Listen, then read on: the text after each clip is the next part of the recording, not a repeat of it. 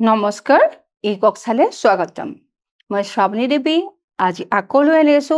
দশমমান শ্ৰেণীৰ ভূগোলৰ চতুৰ্থ পাঠ অসমৰ ভূগোলৰ বিষয়ে আমি যথেষ্ট পৰিমাণে পঢ়া শুনা কৰি আছো আগৰ পাঠ কেইটা তোমালোকে পাইছাই কি আমি পঢ়িলো মনত আছেনে তোমালোকৰ যে আমি অসমৰ কি পঢ়িলো বিস্তৃতিৰ কথা পঢ়িলো অসমৰ জনগাঁথনিৰ বিষয়ে পঢ়িলো আৰু আজি আমি এতিয়া কি পঢ়িম অসমৰ পৰিবহণ ব্যৱস্থা পৰিবহণক কি বুলি কোৱা হয় পৰিবহণ নহলে তোমালোকে চলাচল কৰিব পাৰিবানে যেনেকৈ আমাৰ দেহত যদি আমাৰ স্নায়ু ধমনী নাথাকে তেতিয়াহলে তেজ চলাচল কৰিব পাৰিবনে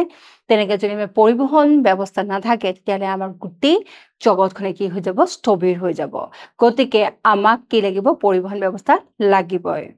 এতিয়া এঠাইৰ পৰা আন ঠাইলৈ যাবলৈ আমি কি কৰিব লাগিব পৰিবহণ ব্যৱস্থাৰ সহায় ল'ব লাগিব এতিয়া এই পৰিবহণ ব্যৱস্থা অসমত কিনো আছে আৰু তাতনো কি উন্নয়নৰ সুযোগ আছে তাকে আমি চাওঁ পৰিবহণ ব্যৱস্থা বৰ্তমান পৰিবহণ অৰ্থনৈতিক উন্নয়নৰ এক অপৰিহাৰ্য উপাদান আমি জানিলোৱে এটা ভাল আৰু কাৰ্যক্ষম পৰিবহণ ব্যৱস্থা হ'বলৈ কি হ'ব লাগিব বিভিন্ন অঞ্চলৰ মাজত যোগাযোগ আৰু সংযোগ স্থাপন কৰিব পাৰিব লাগিব সম্পদ জ্ঞান সংস্কৃতি আৰু সভ্যতাৰ আদান প্ৰদানত সহায় কৰিব নিয়োগৰ সুযোগ সৃষ্টি কৰিব আৰু এখন দেশৰ সামগ্ৰিক উন্নয়ন কৰিব যদি এটা ভাল আৰু কাৰ্যক্ষম পৰিবহণ ব্যৱস্থা থাকে তেতিয়াহলে কি হ'ব আমাৰ বিভিন্ন অঞ্চল গাঁৱৰ পৰা চহৰৰ পৰা কি হ'ব আন চহৰ ডাঙৰ চহৰ নগৰ চহৰবিলাকক কি কৰা হ'ব সংযোগ স্থাপন কৰা হ'ব যিটো আমাৰ প্ৰাচীন কালত নাছিল গতিকে কি আছিলে সেইখিনি সময়ত যোগাযোগৰ অভাৱৰ কাৰণে কি হৈছিলে মানুহে গ্ৰীকসকলে ভাবিছিল যে গ্ৰীচখনেই পৃথিৱী আৰু তাত বাহিৰে পৃথিৱী নাই তেনেকৈ ভাৰতীয়সকলে ভাবিছিল যে ভাৰতখনেই পৃথিৱী তাত বাহিৰে আৰু বেলেগ পৃথিৱী নাই সম্পদ জ্ঞান সংস্কৃতি আৰু সভ্যতাৰ আদান প্ৰদানত কি কৰিব সহায় কৰিব পৰিবহণ ব্যৱস্থাই যিমানেই পৰিবহণ ব্যৱস্থা উন্নত হ'ব নিয়োগৰ সুবিধাও সিমানেই হ'ব আৰু সামগ্ৰিকভাৱে গোটেই দেশখনৰ কি কৰিব উন্নয়ন সাধন কৰিব স্থল পানী আৰু বায়ু পথ সামৰি লোৱা সুসমন্বিত পৰিবহণ ব্যৱস্থাই এখন দেশৰ জীৱন ৰেখা মই ক'লো নে আমাৰ দেহত চলি থকা তেজবিলাকৰ নিচিনাই হৈছে কি আমাৰ পৰিবহণ ব্যৱস্থা অৰ্থনৈতিক খণ্ডসমূহৰ কৃষি উদ্যোগ বাণিজ্য যোগাযোগ ইত্যাদি এই গোটেই অৰ্থনৈতিক খণ্ডবিলাকৰ উন্নয়ন সুদক্ষ পৰিবহণ ব্যৱস্থাৰ ওপৰত নিৰ্ভৰশীল কেনেকে যে কৃষিত উৎপাদিত হল শস্যসমূহ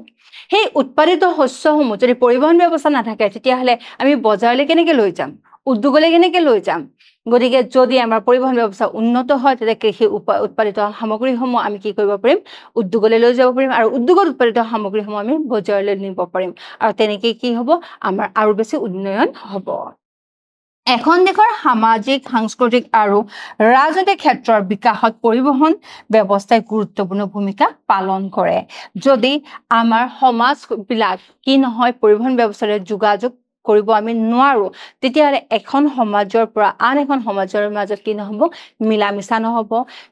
তেতিয়া সংস্কৃতিৰ আদান প্ৰদান নহব আৰু সংস্কৃতিৰ আদান প্ৰদান নহলে সমাজৰ মিল নাথাকিলে তেতিয়াহলে ৰাজনৈতিক ব্যৱস্থাইনো কি কৰিব পাৰিব গতিকে ৰাজনৈতিক সকলৰ মূল কামেই হৈছে কি কৰিব পৰিবহণ ব্যৱস্থাৰ উন্নতি সাধন কৰা যাতে আমাৰ কি হয় আমাৰ সামগ্ৰিকভাৱে গোটেই সমাজখনৰ কি হয় উন্নয়ন হয়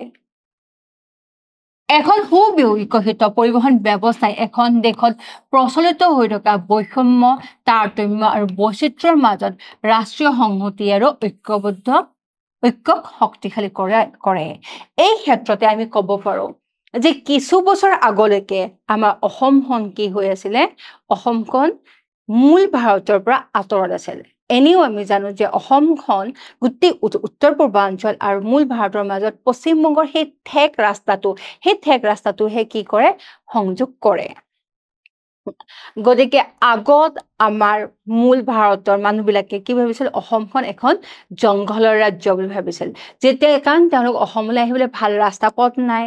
অসম বেছিভাগ সময় কি হয় বৰষুণ হয় গতিকে পানী তলতে থাকে আৰু বানপানী হৈ কিনে ৰাস্তাবিলাক বেয়া হৈ যায় আৰু তেতিয়া কি হৈছিল অসমৰ বিষয়ে তেওঁলোকৰ ধাৰণা ভাল নাছিল কিন্তু লাহে লাহে পৰিবহণ ব্যৱস্থা উন্নত হোৱাৰ ফলত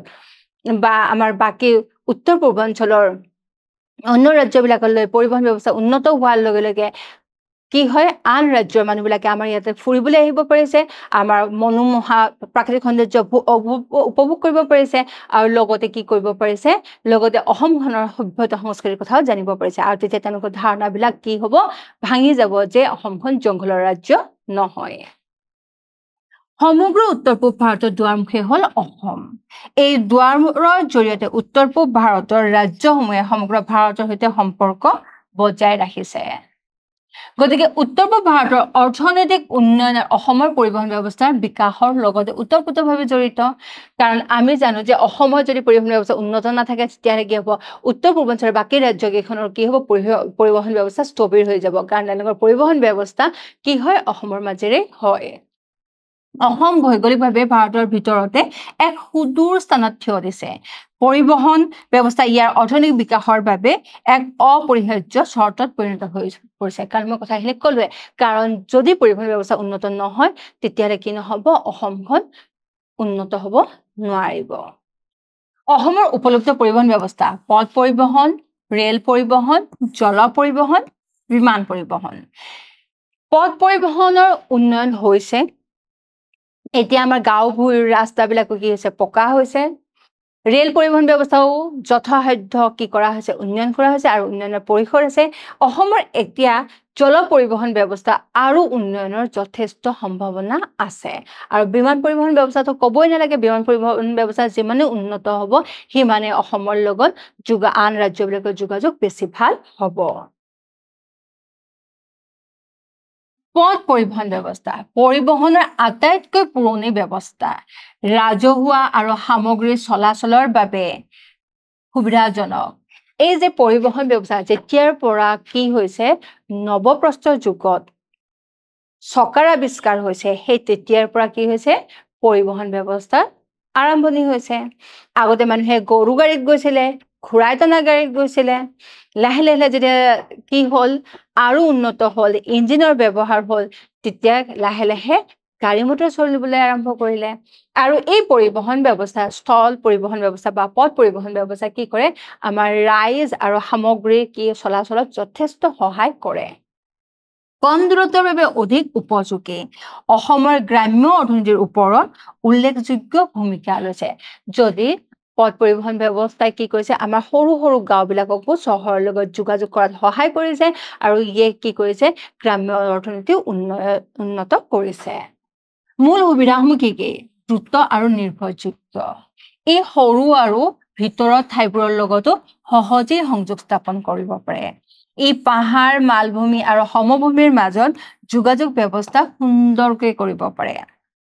কৃষি আৰু ঔদ্যোগিক সামগ্ৰী পৰিবহণৰ ক্ষেত্ৰত পথ পৰিবহণ ব্যৱস্থাই বিশেষভাৱে উপযোগী এতিয়া এই মূল সুবিধাবিলাকৰ ভিতৰত যেতিয়া আমাৰ গাঁও ভূঁইবিলাকৰ ৰাস্তা পকী হ'ল আগতে কি আছিলে এই বাৰিষা দিনত যেতিয়া বোকা হয় তেতিয়া ৰিক্সা আছিলে ৰিক্সা চলিম বুলি কৈছিলে নচলে বহুত সৰু সৰু গাঁৱলৈকেতো বাছ যাব নোৱাৰে তো তেতিয়া কি হৈছিলে টাটাই প্ৰথমতে কি আনিলে অটোৰ আনিলে অটোৰ পিছত কি হ'ল ডাঙৰ যে অটোত 10 জন উঠিব পৰা কি আহিলে গাড়ীখন আহিলে সেইখনৰ নাম কি আছিলে বাৰু বিক্ৰম তাৰ পিছত এতিয়া আমাৰ পথ পৰিবহণ ব্যৱস্থাৰ আটাইতকৈ হ'ল কি এই যে সৰু সৰু ই ৰিক্সাবিলাক যি কি হয় ইকো ফ্ৰেণ্ডলিও হয় বেটাৰীৰ সহায়ত চলে তাৰ পৰা কোনো পলিউশ্যনো নহয় আৰু এই গাঁৱৰ ৰাস্তা ঘাটবিলাক পকী হোৱাৰ কাৰণে কি কৰিব পাৰিছে চলাচল কৰিব পাৰিছে আৰু ইয়ে আমাৰ কষ্ট যথেষ্ট কমাই আনিছে আগতে গাঁৱৰ মানুহবিলাকে 5-6 কিলোমিটাৰ পৰ্যন্ত কি কৰিব লাগিছিল খোজ কাঢ়িবলৈ লাগিছিলে কিন্তু এতিয়া তেওঁলোকে নালাগে ইয়াৰ কাৰণ হ'ল যে ৰাস্তা ঘাটবিলাক কি হৈছে পকী হৈছে এই যে প্ৰধানমন্ত্ৰী গ্ৰাম সড়ক যোজনাই যে আমাৰ সৰু সৰু গাঁওবিলাকক চহৰৰ লগত যোগাযোগ কৰাই দিলে আৰু সি কি কৰিলে অটল বিহাৰী বাজপেয়ীৰ যিটো সপোন সেই সপোনটোক কি কৰিবলৈ পেলালে পূৰণ কৰি পেলালে আৰু ইয়ে আমাৰ গাঁওবিলাকৰ অৰ্থনীতি উন্নত কৰি তুলিলে পাহাৰ মালভূমি সমভূমিৰ মাজত যোগাযোগ সুন্দৰকৈ স্থাপন কৰিব পাৰি কাৰণ পাহাৰৰ ওপৰলৈকেতো ৰেলগাড়ী বেছিকৈ যাব নোৱাৰে সৰু সৰু জায়গাত কি হ'ব নোৱাৰে আমাৰ বিমান পৰিবহন হ'ব নোৱাৰে গতিকে এই সকলোবোৰ অঞ্চলৰ কাৰণে আটাইতকৈ নিৰ্ভৰযোগ্য পৰিবহন ব্যৱস্থাই হৈছে আমাৰ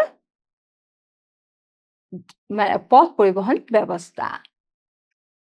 মেৰামতি নিৰ্মাণ আদিৰ ক্ষেত্ৰত পথ পৰিবহন ব্যৱস্থাত আন কিছুমান পৰিবহন ব্যৱস্থাৰ তুলনাত খৰচ কম পথ পৰিবহন ব্যৱস্থাই পৰ্যটন স্থানসমূহক পথৰ দ্বাৰা সংযোগ কৰি ৰাজ্যৰ পৰ্যটন উদ্যোগৰ বিকাশত প্ৰত্যক্ষভাৱে সহায় কৰিছে একেবাৰে কাৰ্বি আংলঙৰ ভিতৰৰ জায়গাবিলাক যিবিলাক বহুত ধুনীয়া কিন্তু তালৈকে কি হ'ব নোৱাৰে আমি হেলিকপ্টাৰ এখন লৈতো যাব নোৱাৰো কাৰণ হেলিকপ্টাৰখন তাত অৱতৰণ কৰিবলৈ জায়গা নাই শ্বিলঙৰ জায়গাবিলাকত আমি কি কৰিব নোৱাৰো তাত অৱতৰণ কৰিবলৈ কি লাগিব তাত অৱতৰণ হেলিকপ্টাৰ অৱতৰণ কৰাৰ সবতে সুবিধা নাথাকে তো তেনেকুৱা ধৰণৰ জায়গাবিলাকত আৰু খোজকাঢ়ি যাব নোৱাৰি তেনেকুৱা ধৰণৰ জায়গাবিলাকত কি কৰিব লাগে তেনেকুৱা ধৰণৰ জায়গাবিলাকত আমাৰ পথ পৰিবহন ব্যৱস্থাই যথেষ্ট সহায় কৰিছে অসমৰ পথ পৰিবহন ব্যৱস্থা মুঠ 7 প্ৰকাৰৰ কেই প্ৰকাৰৰ 7 প্ৰকাৰৰ কি পকী পথ পকী নোহোৱা পথ ৰাষ্ট্ৰীয় ঘাইপথ ৰাজ্যিক ঘাইপথ প্ৰধান জিলা পথ গ্ৰাম্য পথ নগৰীয়া পথ এই সকলোবোৰ পথ একেলগে ললে মুঠ পথৰ দৈৰ্ঘ্য কিমান হ'ব ৪৮৭২৫ কিলোমিটাৰ কিমান ৪৮৭২৫ কিলোমিটাৰ ২০১৫-১৬ চনৰ অনুসৰি ৰাষ্ট্ৰীয় ঘাইপথ গ্ৰাম্য পথ আৰু চহৰৰ পথৰ দৈৰ্ঘ্য বৃদ্ধি কৰা হৈছে নতুন নতুন ৰাষ্ট্ৰীয় পথ সংযোগ কৰা হৈছে গ্ৰাম্য পথবিলাক কি কৰা হৈছে নতুনকৈ পকীকৰণ কৰা হৈছে আৰু চহৰৰ পথবিলাক উন্নত কৰা হৈছে কিন্তু পকীবিহীন পথৰ দৈৰ্ঘ্য হ্ৰাস পাইছে মানে কি হৈছে কেঁচা পথৰ দৈৰ্ঘ্য হ্ৰাস পাইছে যিয়ে ইংগিত দিছে যে পথসমূহৰ কিছুমান অংশ পকী পথলৈ ৰূপান্তৰিত হৈছে এতিয়া গাঁওবোৰত আমি কেঁচা পথ নাই বুলিয়ে ক'ব পাৰো বেছিভাগ ৰাস্তা তোমালোকে জানাই নহয় ব্লক পৰা কিন্তু ৰাজ্যিক পথ আৰু মূল জিলাৰ পথৰ দৈৰ্ঘ্য একে আছে যাৰ পৰা অনুমান কৰিব পাৰি যে এনেদৰে পথ আৰু নিৰ্মাণ নহব এটা পথৰ প্ৰকাৰ পথৰ দৈৰ্ঘ্য আমি বৰ্ণনা কৰিলে আমি চাই লওঁ পকী পথ 2007ত কিমান আছিল ১০,৪৮৮ আছিল আৰু ২০১৫-১৬ত কিমান হৈছে ২৫,৫৪৬ লৈকে বাঢ়িছে পকী নোহোৱা পথ ২০০৭-৮ত কিমান আছিলে ২৪,৪৫৮ আছিলে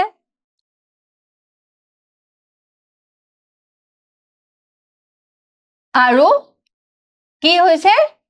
২০১৫-১৬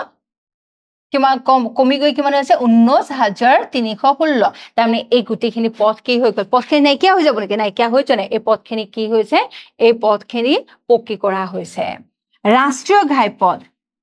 কি ২০০৭-৮ত কি আছিল ২,৭৫৪ আছে আৰু এতিয়া বাঢ়ি গৈ পেলাই কি হৈছে ৩,৮৬৩ হৈছে